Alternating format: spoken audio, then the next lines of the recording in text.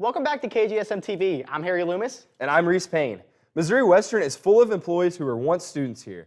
Recently, Missouri Western hired former student Elora Maxwell as our digital marketing coordinator here at Missouri Western.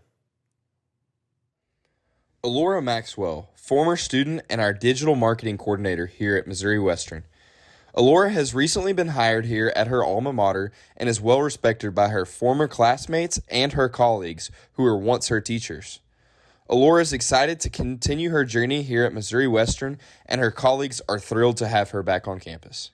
I'm the digital marketing coordinator here at Missouri Western, which means I am essentially in charge of posting to all of our social media accounts. That includes Instagram, Facebook, Twitter, TikTok, LinkedIn, all of that good stuff, YouTube even. So that's where I am right now. Oh, this is funny. At the beginning, after I graduated, I was like, I want to go live my life. I want to go to Southern Missouri. I want to go on. I want to go to Orlando. I want to go to all these places. But I have family here, my fiance's here, he works for Herzog, and so when I saw this position open up in Missouri Western, it just felt so right. It felt so natural to come back here and let this be the kind of start to my professional career, my professional journey. And once I met the team and had my initial interviews, I just knew that my role here in this community was not done yet. Missouri Western is an applied learning school, so ever since my junior year of school, I was working with clients, going out into the community, doing social media for small businesses, and then I did an internship with the Mustangs, which is where I would say I got the majority of real-world experience for this position that I'm in now. So lots of work within the community has led me to being back here. Her leadership has always been on point. She made sure that she got everything in on time, and overall she definitely helped me improve my writing. She's a great catch for Missouri Western. I think she'll be a great representative for the school, and I can't wait to see what she does with the university. Elora was a great student to have in class. She, especially like many student athletes, was always looking to work ahead to make sure that she got her work done around her athletic schedule, her practice and game schedule with soccer. She was willing to ask questions when she had them, and she always produced good work. It was always, really great to see what she came up with for whatever assignment was given. It is always wonderful to have alumni coming back to Missouri Western and taking on the roles that they have taken on here.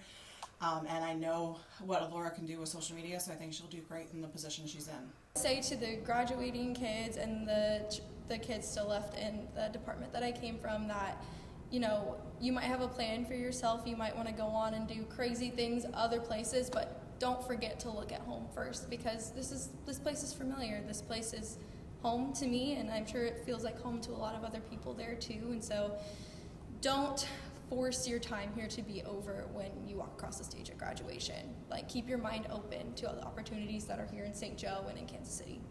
I'm so excited to just see where this journey takes me. Reporting for KGSM-TV, this is Reese Payne. Looks like Missouri Western got a great addition to our staff. Today we will be focusing on Sexual Assault Awareness Month. This is the 22nd anniversary of Sexual Assault Awareness Month. It was established to help people become aware of the problem to work together to end sexual violence. The National Sexual Violence Resource Center states it's impossible to prevent an issue no one knows about, and it's difficult to make people aware of a problem without providing a solution. Knowledge of warning signs of domestic or sexual violence is the best preventative measure. If you are worried about someone you know who may be experiencing this, contact the Missouri Western State Police Department or your local law enforcement. Here are the top stories from this past week. Andrew Lester, a white homeowner in Kansas City, turned himself in to the police after being accused of shooting a black teenager by the name of Ralph Yarl. The teenager rang Lester's doorbell and got shot twice on his doorstep. He's been released on bail, but he faces 2 felony charges of assault and armed criminal action. Be sure to stay tuned into KGSM-TV again next week to stay up to date with our news stories. Harry and Kanan will have the Sports Roundtable after the break. Missouri Western is home to the Walter Cronkite Memorial. The memorial is home to 8 of his Emmys, as well as exhibits showcasing caricatures, space exploration, his wife Betsy Maxwell Cronkite, timelines of his career, and a replica of his CBS newsrooms that visitors can interact with. We invite all of you to explore the Cronkite Memorial. Self-guided tours are available Monday through Friday, 10 a.m. to 4 p.m.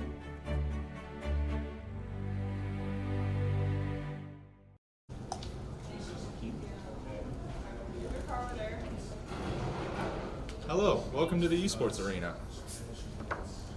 Thank you. Thank you. Thank you. Oh, so you're just letting everyone in? Yeah. Looking for a place to hang out, game, or just relax? The Griffin Esports Arena is open to all students. Head on over today.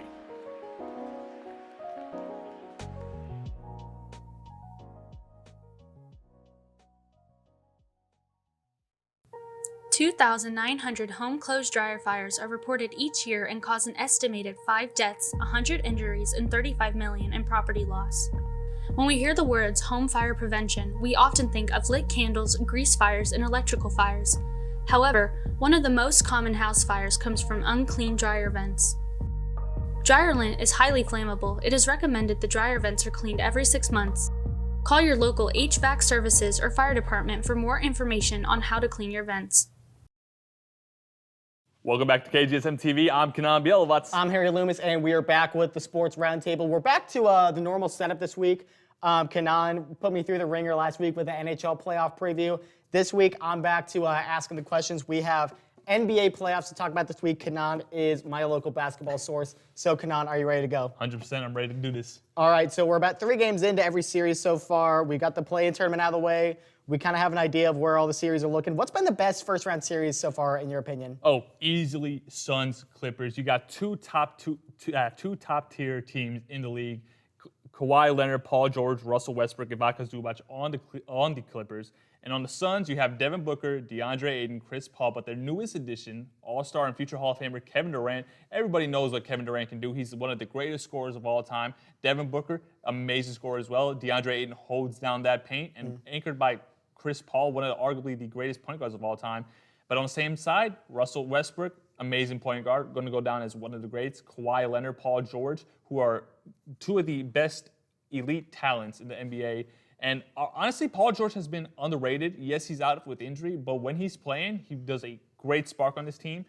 I think Suns are up 2-1 now, but this series is far from over. You know, you mentioned it. You mentioned the injuries. Suns are up 2-1. Game 4, I think it's tomorrow in Los Angeles.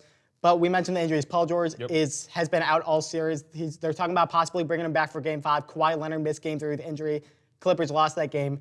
How would the series be looking, in your opinion, if we've seen a full Clippers team versus a fully healthy Suns team? Well, I think it'll be still 2-1, but I got to go with the Clippers. I just feel like that Devin Booker can't really do anything on Paul George because, statistically speaking, when Devin Booker and Paul George go up against one another, Devin Booker's only averaging like 16, 17 points per game on horrible shooting.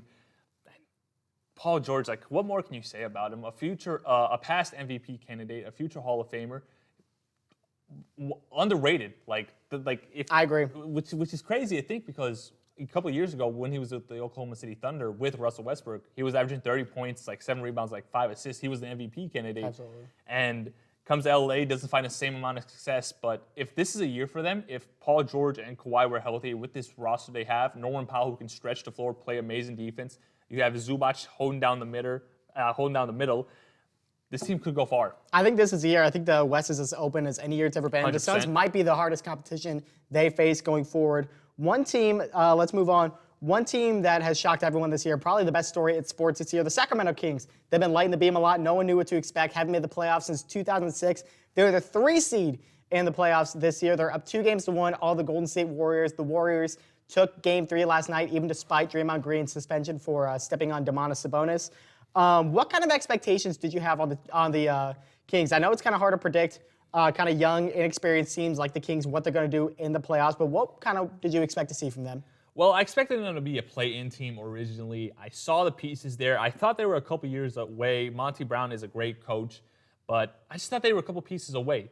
They clearly blew everybody away. Like, they've been lighting that beam, which in my opinion is one of the best traditions going on in sports right now. Next with the Mariners home run with the Triton that they have. Oh, I love that. I love that they have that. Amazing. But the Kings, like, when you look at this roster, it kind of makes sense. You're led by De'Aaron Fox. He's been there since day one. Another underrated player in this league, one of my favorite point guards to watch. He's super fast, super athletic, but he's efficient as he won the most clutch player of the year award first time ever. But then you have Domantas Sabonis, who I've always loved. I remember watching him in college at Gonzaga. I knew he was going to be a problem. First couple of years, I think he was drafted by the Magic. I think he was traded in the Serge Ibaka trade and then went to the Pacers for Paul George. Yep. Watching him in Indiana when he really started to flourish, that's when I was like, okay, this guy has all-star potential written all over him.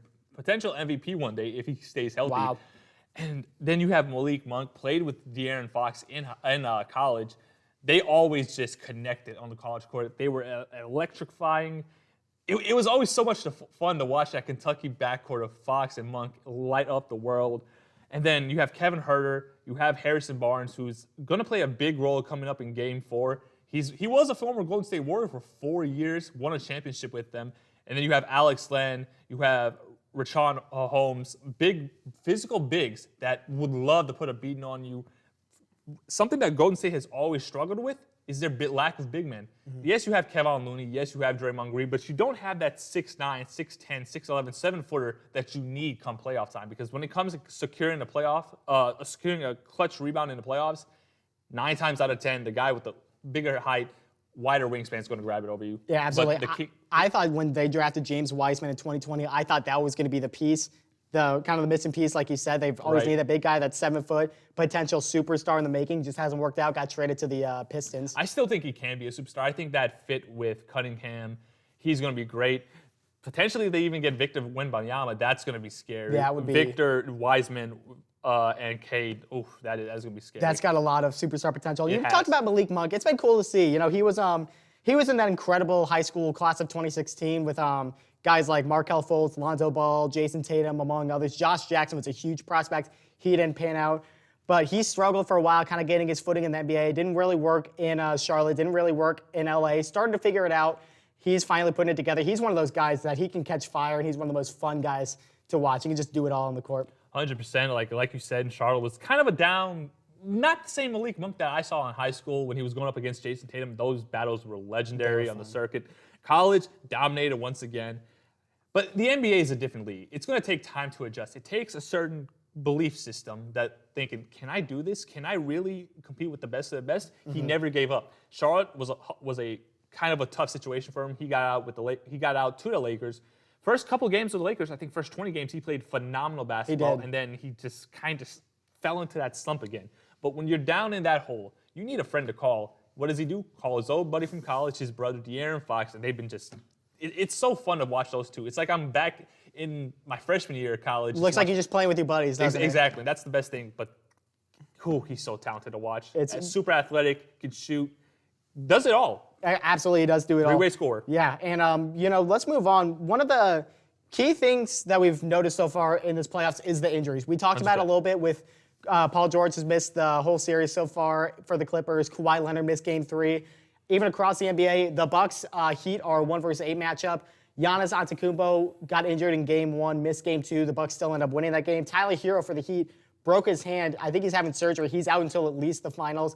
On the West side, John Morant got hurt for the Grizzlies as well against the Lakers.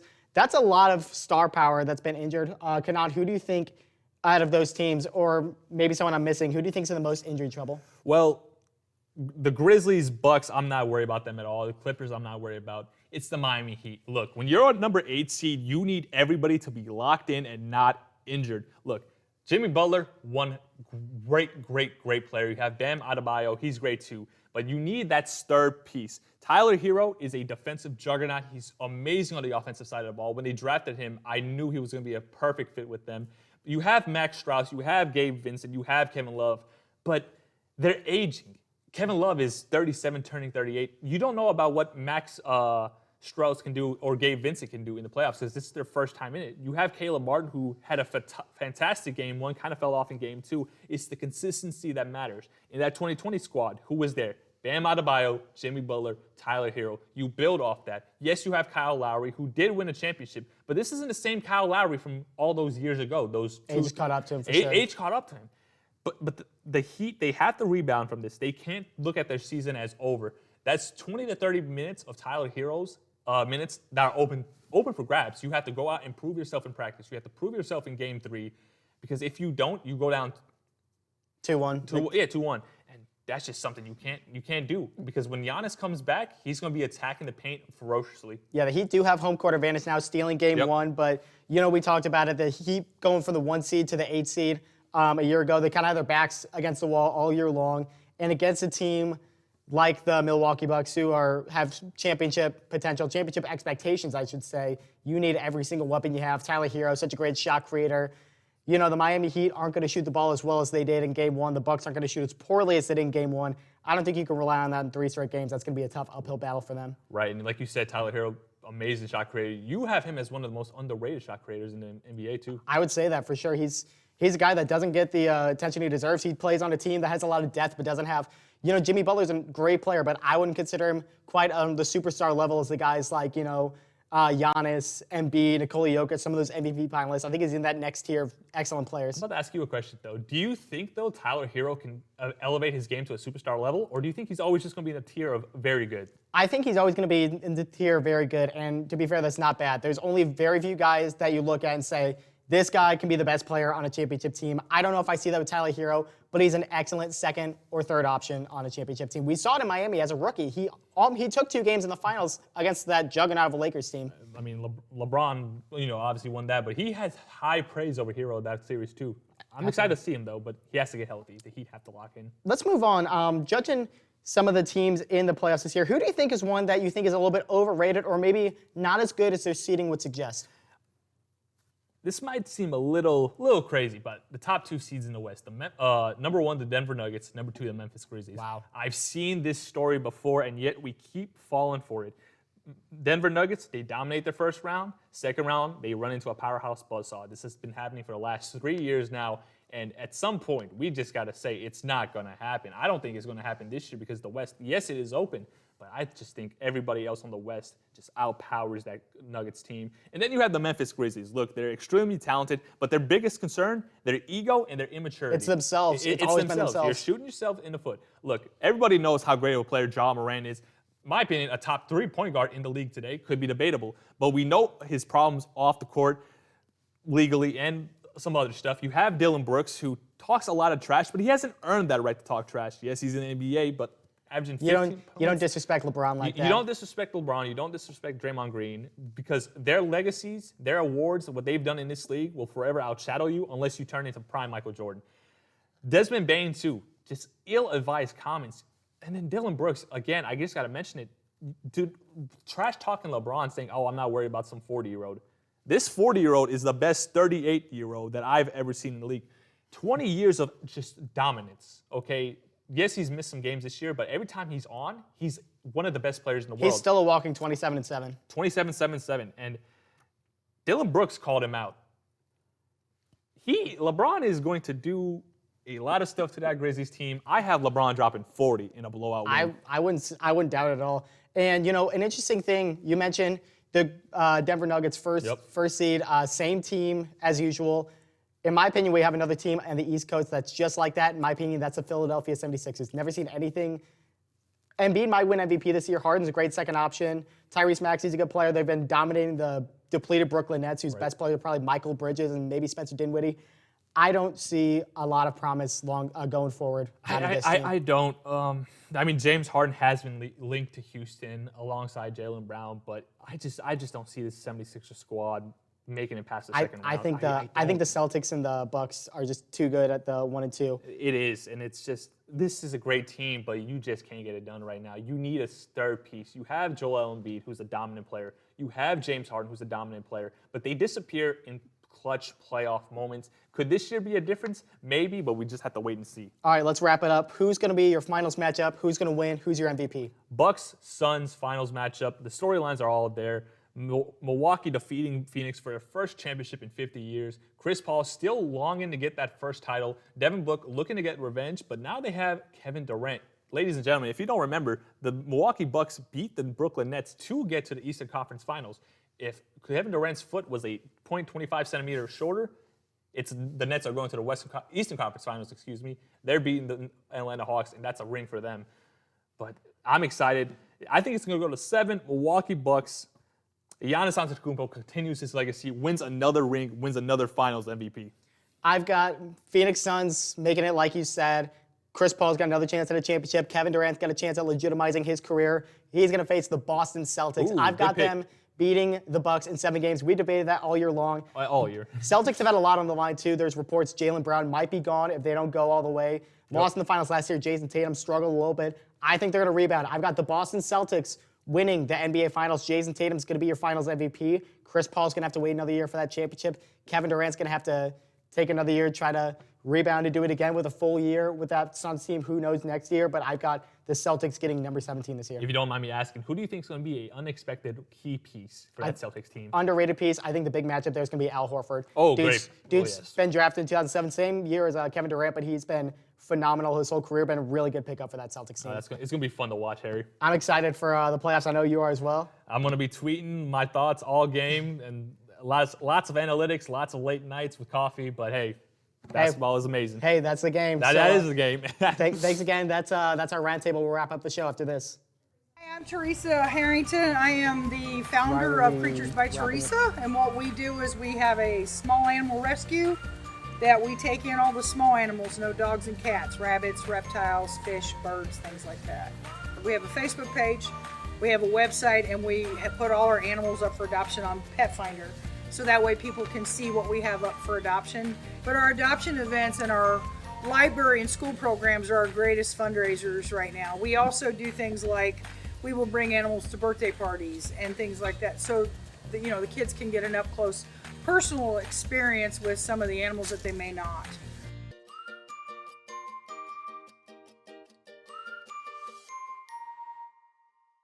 A leading problem I've faced is a misunderstanding on the part of students of the importance of academic advising. They miss appointments. They don't make appointments.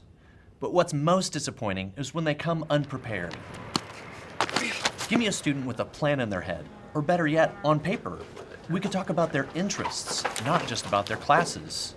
We could discuss internships, classwork, grad programs. It would open the door to what advising is truly about. Can I help you? But instead, they come to me in a panic when they need to register because... I need to talk to you. I was trying to register for my classes, but it wouldn't let me do it because I need my PIN, and I haven't had time to set up an advising, so I don't even know what classes I need to take, so I just signed up for a bunch of random ones, and I'm going to drop them later. So can I have my PIN real fast, because I'm still logged into a computer in the lab.